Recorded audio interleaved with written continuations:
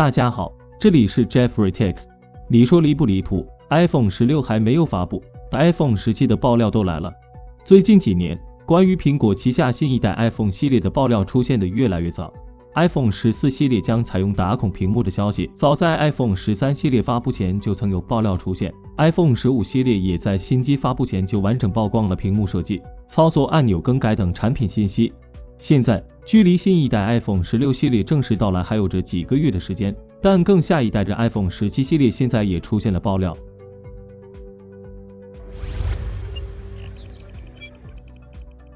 根据外媒最新的爆料，苹果将会为 iPhone 17以及 Plus 机型采用低功耗 OLED 显示器。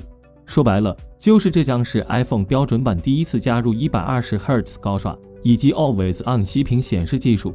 没错，今年的 iPhone 16标准版上高刷又要泡汤了。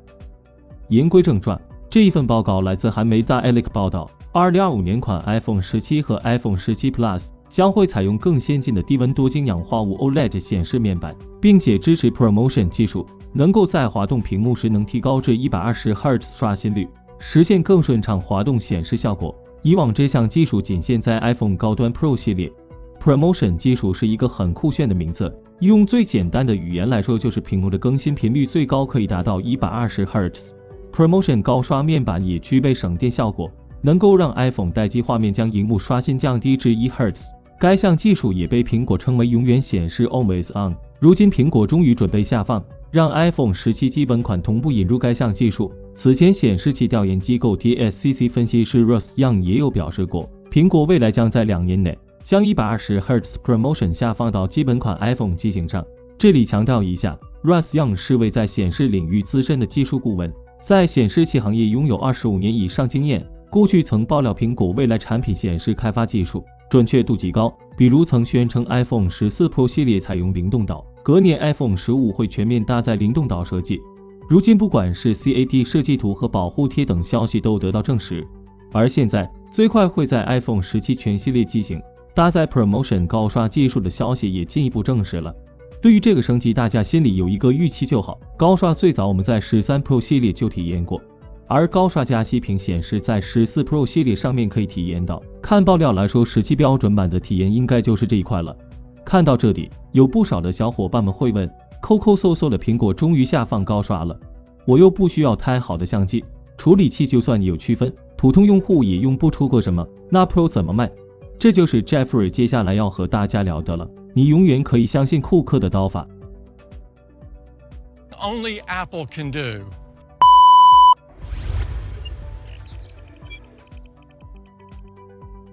苹果为了能够区别 Pro 高端款，将会为 iPhone 17 Pro 系列采用单挖孔和 Face ID 藏置屏下方。Russ Young 在社交媒体上分享最新未来5年 iPhone 屏幕进化改进表。从时间来看，iPhone 17 Pro 系列将成为苹果首款采用屏下 Face ID iPhone 机型，但是 Russ Young 强调，屏下 Face ID iPhone 只会保留一颗前置镜头挖孔，并且会拿掉灵动岛的挖孔造型，让 Face ID 零件都会隐藏在 iPhone 17 Pro 显示面板下方。所以说 Pro 一眼就看出来是新机型。这样一来 Pro 版采用屏下 Face ID， 标准版上高刷，苹果的刀法还是精准的。与此同时，iPhone 系列设备的屏幕尺寸也将在接下来出现新的变化。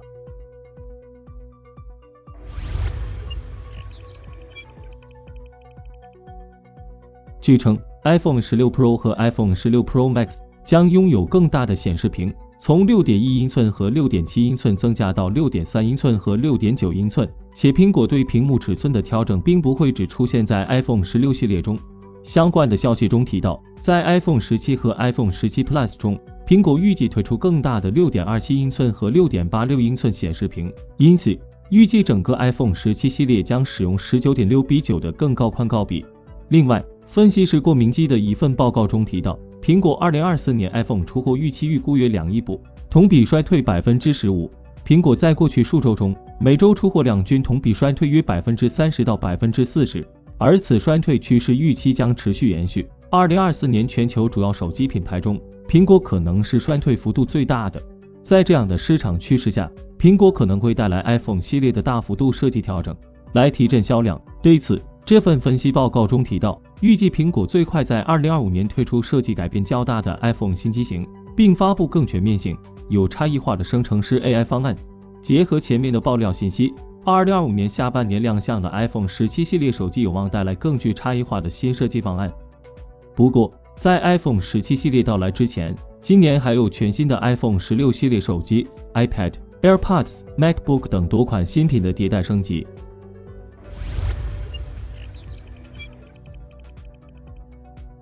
据悉，苹果一直在研发2款新版本的 iPad Air， 其中一款外观与目前的 iPad Air 非常相似，不太可能在设计上有重大变化，而另一款则将拥有更大的显示屏，与目前 12.9 英寸的 iPad Pro 具有基本相同的尺寸，是苹果史上最大的 Air 平板。尺寸增大，价格势必会提高。报道称，新款 iPad Air 10.9 英寸版本跟上代价格保持一致，$599起步。12.9 英寸版 iPad Air 将会贵$200，起步价是$799，这将是苹果史上价格最高的 iPad Air。两款尺寸都是采用传统的 LCD 屏幕，不是 Mini LED， 或搭载苹果 M2 自研芯片，支持 Touch ID。外观方面，新款 iPad Air 的相机设计似乎受到了 iPhone X 的启发，配备了一颗突出的摄像头，摄像头下方还设有闪光灯。另外，新款 iPad Air 将支持苹果的妙控键盘，不过苹果不会为新款 iPad Air 设计专门的键盘，而是与现有的妙控键盘搭配使用。新设计的妙控键盘将专为 iPad Pro 系列打造。苹果全新的 OLED 屏 iPad Pro 也将和新款 iPad Air 同期推出。近日 iPad Pro 2024 CAD 图纸被曝光。根据曝光的图纸信息， iPad Pro 2024最大变化是机身更薄。据悉，iPad Pro 2024 11英寸版本机身厚度是 5.1 毫米，比上代减薄 0.8 毫米；13英寸版本机身厚度只有 5.0 毫米，比上代减薄 1.4 毫米。